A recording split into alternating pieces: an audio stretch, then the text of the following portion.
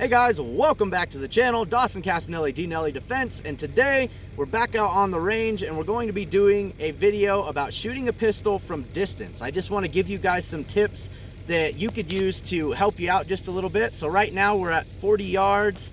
I'm sure a lot of you know why we're at 40 yards. Today's not going to be specifically anything to do with the Eli Dickens drill. We are going to do that drill, and we're going to add in some extra variables that I haven't seen anybody to do that'll hopefully make it a little bit more realistic and should be really fun.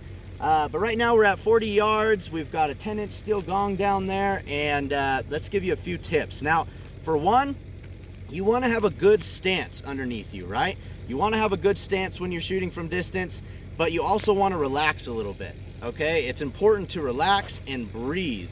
Those are very important when you're shooting at distance, because any little deviation of that muzzle is going to be amplified downrange when you're shooting with a pistol. So we need to have a good stance, we need to relax, we need to breathe, okay? Now, one of the most important things that we can do is fully prepping the trigger. So what do I mean by that? Well, we are clear. There's no magazine in the mag well, no round in the chamber, and nothing on the extractor. This gun is clear. So what I mean by that is when you fully prep your trigger, you have these stages in your trigger. The first one is your take up, or your slack is what people call it. And that's where there's a little bit of play. And then you hit what's called a wall right there. That's where I hit the wall, and that's where I start feeling that resistance, okay? So when you fully prep the trigger, you come back to the wall, and then you squeeze through the wall. And that's the break. That's when that gun would recycle, and then you could reset the trigger, right?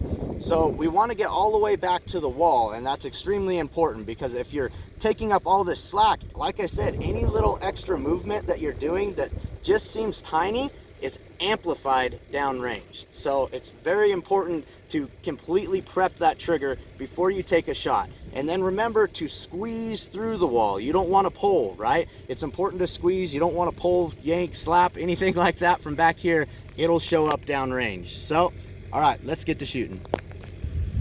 All right, now we're gonna shoot a little bit. I'm gonna be using my Canik Elite SC. It's one of my main carries. I don't have an optic on it yet. I do plan on putting a red dot on there. I just haven't gotten to it yet. So we're gonna use the steel sights that come with it.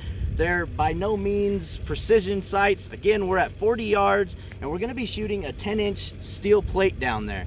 To put that into perspective, that's like shooting, if you were in a self-defense situation, that's like taking a headshot at 40 yards. That's no slouch. It's a very difficult shot to make. So we have to remember, again, to relax, breathe, be as steady as we can, and hopefully we can get some hits on this target here.